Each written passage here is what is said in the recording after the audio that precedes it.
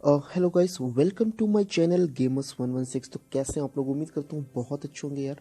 और आज की इस वीडियो में हम बात करने वाले हैं स्टेप सिस्टर्स के ओरिजिन के बारे में। जी हाँ, हम लोग आज स्टेप सिस्टर्स के ओरिजिन के बारे में जानेंगे। अच्छा, ये स्टेप सिस्टर्स हैं क्या? सौतेली बहनों के ओरिजिन के बारे में। जी हाँ, स्कारलेट, किचाना और मलीना।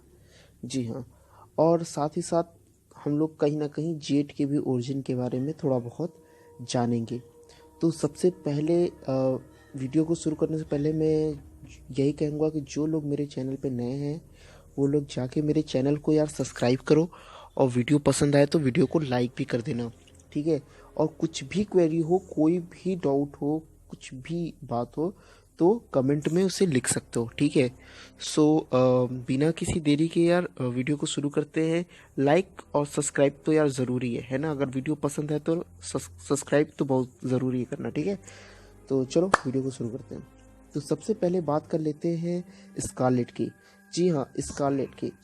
तो अब मैं बता दूँ, स्कारलेट की ओरिजिन दो तरीके से हुई हैं। मतलब दो तरीके से बताया गया है ओरिजिन, यानी दो अलग अलग कहानियां हैं ओरिजिन की। हल्की सी बहुत माइनर डिफरेंस है, दो अलग अलग कहानियां हैं। कहानी क्या है? पहले ओरिजिन की अगर बात करें जो मॉर्टल कॉम्बैट 9 में दिखाई गई है, उसके हिसाब से अगर बात की जाए तो उसमें ये बताया गया था कि शाओ खान को एक योद्धा चाहिए था, एक वॉरियर चाहिए था। इस वजह से उसने ब्लैक मैजिक के इस्तेमाल करके जो है इसे क्रिएट किया था। किसे? जो है स्कारलेट को ब्लड मैजिक यूज़ किया था उसने। डार्क मैजिक ही होता है, ब्लैक, जैसे ब्लैक मैजिक होता है वैसे ही ब्लड मैजिक होता है, जिसमें खून के थ्रू कुछ गलत काम या कुछ गलत स्पेल किए जाते हैं, जादू की गरी की जाती है, ठीक है? सो उसको बोलते हैं ब्लड मैजिक। तो ब्लड मैजिक का इस्तेमाल करके उसने जो है स्कारलेट को क्रिएट किया था। जैसे मलीना का क्रिएशन हुआ था काफ़ी हद तक, वैसे ही जो है यहाँ पे स्कारलेट का क्रिएशन किया गया है। उसने जो है जादू का और साथ ही साथ कई योद्धाओं के खून का इस्तेमाल करके उसने जो है स्कारलेट को क्रिएट किया था। एक ओरिजिन तो ये बताती है कि शाओ खान ने उसे क्रिएट किया था। दूसरी अगर बात करें जो मॉर्टल कॉम्बैट 11 के हिसाब से अगर देखा जाए, तो मॉर्टल कॉम्बैट 11 के हिसाब से कहानी ये है कि स्कारलेट जो थी एक बहुत ही गरीब अनाथ बच्ची थी, जो सड़क के किनारे यूं ही पड़ी हुई थी। छोटी सी एक अनाथ बच्ची थी, और शाओ खान जब उस अनाथ बच्ची को देखता है तो उसे उठाता है और उसे अपने घर ले आता है, अडॉप्ट कर लेता है, उसे गोद ले लेता है।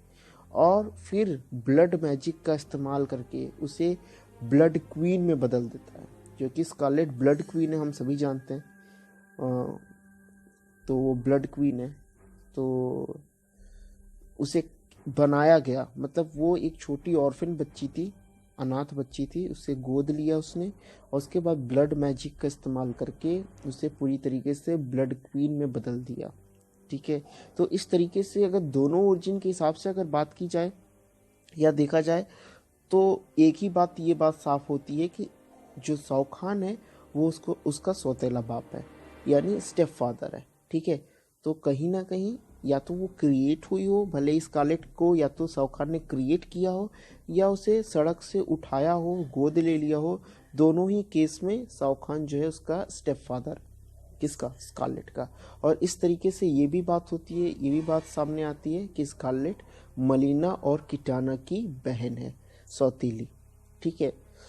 तो यहाँ पे स्कारलेट की ये कहानी थी, जो है ओरिजिन ये था स्कारलेट का। अब बात कर लेते हैं, स्कारलेट की ओरिजिन की बात हो गई तो अब बात कर लेते हैं किटाना के ओरिजिन की। तो मैं आपको बता दूं कि किटाना की जो ओरिजिन है, किटाना जो है बहुत ही काइंड पर्सन है। स्कारलेट तो इतनी काइंड नहीं है। क्यों? क्योंकि उसे हमेशा से लोगों को मारना और उनके दुश्मनों के शरीर से सारा खून निकाल लेना ही सिखाया गया है, ठीक है? शाओ खान ने उसे जो है काफ़ी ज़्यादा इविल बनाया है शुरू से स्कारलेट को। वही केस मलीना के साथ भी हुआ है, लेकिन किटाना के साथ यह केस नहीं था। क्यों? क्योंकि किटाना शुरू से शाहरुख खान के साथ नहीं रही है। किटाना एक्चुअली जो है प्रिंसेस ऑफ इडेनिया थी। इडेनिया की राजकुमारी थी वो, और उसके फादर का नाम था जेरड। जेरड जो थे वहाँ के इडेनिया के राजा थे, और सिंडेल उनकी पत्नी थी, यानी इडेनिया की रानी थी सिंडेल। और उनकी बेटी किटाना थी जो बहुत ही छोटी थी उस समय। असल में इडेनियन जो पर्सन होते हैं, जो इडेनिया में लोग रहते थे, वो लॉन्ग लिव्ड पर्सन्स थे। मतलब कहने का मतलब कि उनकी जो ह्यूमन रेस थी, जो उनका जो रेस था, वो कई साल जीते थे। वो लोग कई साल मतलब लाखों साल तक जी सकते थे। वो 1-1 लाख साल जीते थे वो। ठीक है, तो उनके पास यूथ की पावर थी, वो हमेशा जवान रहते थे। इस काल किटाना की अगर मैं बात करूं, किटाना की, तो किटाना देखने में 20 साल या 25 साल की लगती है, पर एक्चुअल में वो लगभग 10 साल, उसकी जो एज है वो 10,000 ईयर्स है। 10,000 साल की है किटाना। ठीक है, इसके पास ये खूबी, क्योंकि ये इडेनियन है इस वजह से इसके अंदर ये खूबी है। सेम खूबी सिंडेल के अंदर भी है, क्योंकि सिंडेल जो थी इडेनिया की रानी थी। भले बाद में फिर क्या होता है, उसी समय जब जेरेड और सिंडेल वहाँ के राजा रानी थे इडेनिया के, उसी समय एक वहाँ के नोबल पर्सन थे। ठीक है, मतलब नोबल पर्सन किसको बोला जाता है? जो वहाँ के राजा के दरबार में जो मंत्री वगैरह होते हैं ना, जो इज्जतदार लोग होते हैं, मंत्री वगैरह लोग, ठीक है, उनको जो है नोबल पर्सन कहा जाता है। तो वहाँ पे एक नोबल पर्सन थे, उनकी एक बेटी थी जिसका नाम था जेड।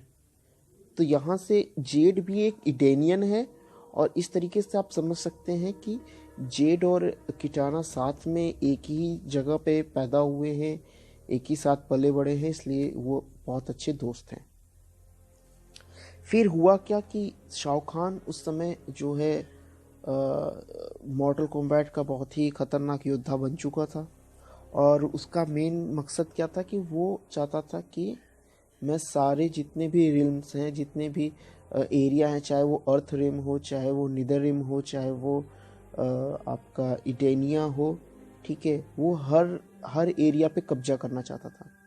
वो हर एरिया पे कब्जा कर, वो आउटवर्ड को बड़ा करना चाहता था। तो वो इसी मकसद से इडेनिया पे कब्जा करना चाहता था। इडेनिया पे कब्जा, देखो कब्जा करने का तरीका क्या था उस समय, कि लोग जो होता था, खासकर शाहरुख खान क्या करता था कि वो मॉर्टल कॉम्बैट टूर्नामेंट करा देता था, और जितनी बार वो टूर्नामेंट जीतता था जिस जगह के खिलाफ, उस जगह को अपने उसमें कब्जे में ले लेता था। तो इडेनिया के खिलाफ उसने टूर्नामेंट शुरुआत की, और मॉर्टल कॉम्बैट की टूर्नामेंट शुरुआत की, और वो टूर्नामेंट जीत गया, आउटवर्ड जीत गया इडेनिया से। और जब आउटवर्ड जीत गया तो आउटवर्ड में इडेनिया मर्ज हो गया, यानी शाहरुख खान ने इडेनिया पे कब्जा कर लिया। जो जेरेड राजा था वहाँ का, उसको मार डाला, यानी किटाना के बाप को मार डाला। किसने? शाहरुख खान ने। और सिंडेल जो वहाँ की रानी थी, उसको अपनी रानी बना लिया, और किटाना को अपनी बेटी बना लिया। ठीक है, और जेड जो थी वो शाहरुख खान के कोर्ट में एज अ नोबल पर्सन वहाँ काम करने लगी। नोबल पर्सन थी कि नहीं थी ये नहीं पता, लेकिन वहाँ पे काम करती थी, क्योंकि उसका ये मकसद था कि वो जितना ज़्यादा से ज़्यादा किटाना के करीब रहती थी। अब शाहरुख खान को ये लगता था कि आज नहीं तो कल, क्योंकि किटाना बहुत ही छोटी थी, तो उसको इतना कुछ आइडिया नहीं था कि क्या हो रहा है क्या नहीं हो रहा है, उसके फादर से रिलेटेड उसको इतना आइडिया नहीं था। तो छोटी कहने का मतलब इन द सेंस कि उन लोग का जो ग्रोथ होता है बहुत ही स्लो होता है इडेनियंस का। तो किटाना का भी जो ग्रोथ था बहुत ही स्लो हो रहा था, बहुत ही धीरे धीरे धीरे धीरे बड़ी हो रही थी वो। तो किटाना को ये लगता था कि उसका जो एक्चुअल फादर है वो शाहरुख खान ही है। तो शाहरुख खान, उसको लगता था कि उसका एक्चुअल फादर है। लेकिन शाहरुख खान को ये चीज़ था कि आज नहीं तो कल किटाना को जो है ये पता चल जाएगा कि शाहरुख खान उसका एक्चुअल फादर नहीं है, और शाहरुख खान ने ही उसके एक्चुअल फादर को मारा है। और वो उसके अगेंस्ट हो जाएगी। उसको ये चीज़ का डर था। तो उसे एक ऐसा योद्धा चाहिए था जो किटाना की जगह ले सके, यानी उसे एक ऐसी बेटी चाहिए थी जो किटाना की जैसी हो या किटाना की जगह ले सके, वो रिप्लेस कर सके। तो उसने क्या किया कि किटाना के क्लोन को बनाने की सोची, कि मतलब कि एक ऐसी प्रिंसेस बनाए आउटवर्ड के लिए जो देखने में किटाना जैसी हो लेकिन किटाना से भी थोड़ी हाईटेक हो। यहाँ पे शुरुआत होती है मलीना की, यहाँ पे ओरिजिन की शुरुआत होती है मलीना की। अब बात करते हैं मलीना की। ओके, तो मलीना का क्या केस हुआ कि किटाना के डीएनए से और टारकाटिन के डीएनए से मिक्स करके एक हाइब्रिड क्लोन तैयार किया गया किटाना का, यानी किटाना का हूबहू कॉपी तैयार किया गया। हालांकि हूबहू तो नहीं थी मलीना, क्योंकि इसमें टारकाटिन का ब्लड इस्तेमाल किया गया था। किटाना के ब्लड के साथ टारकाटिन का भी ब्लड इस्तेमाल किया था। इस वजह से उसका जो चेहरा था वो टारकाटिन जैसा था, मतलब बड़े बड़े दांत। तो वो आधी देखने में किटाना जैसी थी, आधी टारकाटिन थी। हाँ, मलीना इविल थी। जैसे किटाना काइंड थी, अच्छी थी, मलीना इविल थी। हालांकि शुरुआत से अगर मैं कहूँ तो मलीना इविल शुरू से नहीं थी। मलीना शुरू से इविल नहीं थी। हाँ, गुस्सैल थी, लेकिन उसे इतना रिजेक्ट किया गया। एक्चुअली क्या था कि वो किटाना को मारना नहीं चाहती थी मलीना, ठीक है। वो चाहती थी कि सब, वो फैमिली का पार्ट बनना चाहती थी as a sister, actual sister. पर किटाना ऑलवेज ऑलवेज रिफ्यूज। वो हमेशा उसे कहती थी कि नहीं, यू नॉट बिलोंग्स, मतलब तुम मेरी सिस्टर नहीं बन सकती, ठीक है। तो ऑलवेज रिफ्यूज, किटाना उसे रिफ्यूज करती थी। किटाना और जेड हमेशा उसे जो है नीचा, मतलब डाउनवर्ड्स दिखाते थे, उसे हमेशा रिजेक्ट करते थे। तो इतना उसने रिजेक्शन झेला था मलीना ने। सिर्फ एक शाहरुख को छोड़ दो, शाहरुख और सिंडल को छोड़ दो, बाकी उसे किसी ने एक्सेप्ट नहीं किया, जैसे मलीना को। और जिन्होंने एक्सेप्ट भी किया वो भी सिर्फ अपने मतलब के लिए किए। जैसे कि रेन की अगर मैं बात करूँ, रेन या आपका तान्या, ठीक है, तान्या बेस्ट फ्रेंड कही जाती है मलीना की, लेकिन मलीना को तान्या ने और रेन ने मिलकर धोखा दिया था। तो उसने इतना बिट्रे और इतना रिजेक्शन देखा था मलीना ने, इस वजह से मलीना इतनी बुरी और बुरी बनती गई।